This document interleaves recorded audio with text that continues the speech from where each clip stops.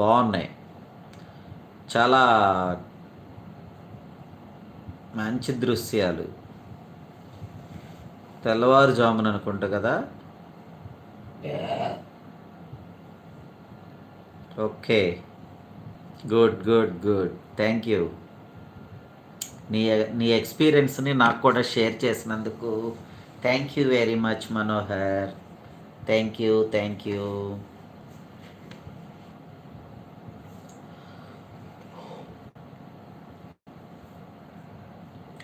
లీలా భాను ఛానల్కు సపోర్ట్ ఇవ్వండి please. Welcome my dear friends. Good evening to all. Everybody good evening. నమస్తే నమస్తే. Please please please. కాబట్టి సాధారణ ప్రజలు మతం గురించి ఎక్కువ మాట్లాడతారు, ఆచరణలో మాత్రం చాలా తక్కువ, ఆవగింజంత ఆచరణ కూడా ఉండదు. యాజ్ స్కానరీ చూస్తుంటే, ఆ సీనరీ చూస్తుంటే ఒకసారి భయం కూడా వేస్తుంది. వస్తుంది ఏది దాని గురించి అయితే అంత ఆలోచించక్కర్లా. కాకపోతే ఏంటంటే భగవంతుడి మీద మనకున్న భక్తి భావం అలాంటిది. అది మనసారా ఆస్వాదించు. స్వామిని, నా స్వామి నాకు ఇలాంటి ఆహ్లాదాన్ని పంచాడు అని చెప్పేసి శివపార్వతులు నిజంగా కనపడుతున్నట్టు ఉంటుంది ఆకాశంలో. నువ్వు శివపార్వతుల్ని మనసులో మననం చేసుకున్నావు. అందుకనే శివపార్వతులు నీకు దివ్యంగా తేజోయమానంగా నీకు ప్రకాశిస్తున్నట్టు కనిపిస్తున్నారు. కాబట్టి వాళ్ళు కనిపించేది, వాళ్ళు చాలామంది స్వామివారు కన్నుల్లో కనపడాలని చెప్పి ఎంతో ప్రార్థన చేస్తూ ఉంటారు. ఎంతమందికి ఆ మహద్భాగ్యం నీకు కలిగింది. కాబట్టి దాన్ని ఆస్వాదించు తప్ప భగవంతుడు మనకి ఎప్పుడూ చెడు చేయడు. మనం చేసుకునే కర్మలే మనకి మంచైనా చెడైనా వస్తాయి. ఓకేనా? దాని గురించి అసలు ఆలోచించొద్దు.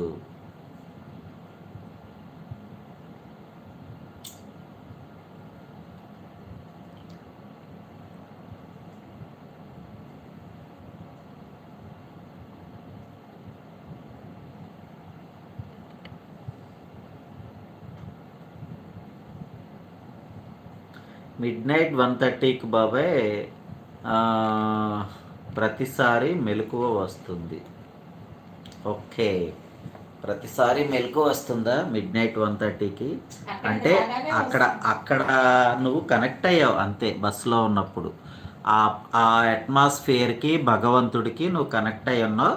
కాబట్టి నిన్న అక్కడికి వచ్చిన తర్వాత ఆ యొక్క అట్మాస్ఫియర్ నిన్ను తట్టి లేపుతుందనమాట. ఇంకా దాన్ని నువ్వు తప్పించుకోవటం వీలు కాదు. దాన్ని పాజిటివ్గా తీసుకో. శివయ్య ఎప్పుడూ కూడా మేలే చేస్తాడు. శివపార్వతులు ఎప్పుడూ కూడా మనకి మేలే చేస్తారు తప్ప మనకి అపాయాన్ని తప్పించరు.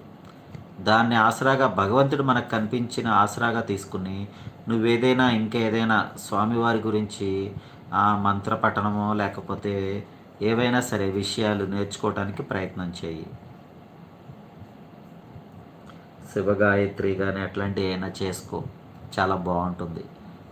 భగవంతుడు నీతో ఇంకా కలిసి ప్రయాణం చేయడానికి ఆయన ఇష్టపడుతున్నాడు. కాబట్టి మనం దాన్ని ఇంకా ముందుకు తీసుకెళ్తే బాగుంటుంది. భయపడకూడదు ఎప్పుడు కూడా. భగవంతుడు అందరికీ దక్కడు.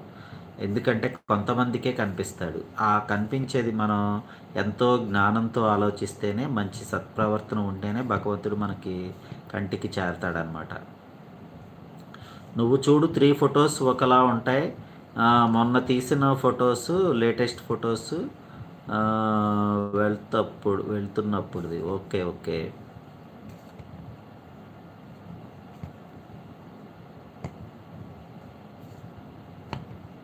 Okay okay.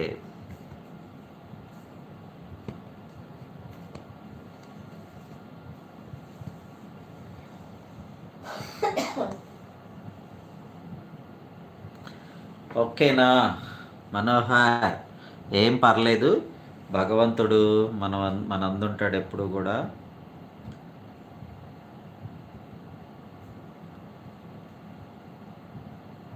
Good night Manohar. Thank you very much. లైవ్లో ఇంతసేపు ఉండి నాతో సపోర్ట్ చేసినందుకు నీకు ప్రత్యేక కృతజ్ఞతలు. Thank you very much. Well done. నమస్తే.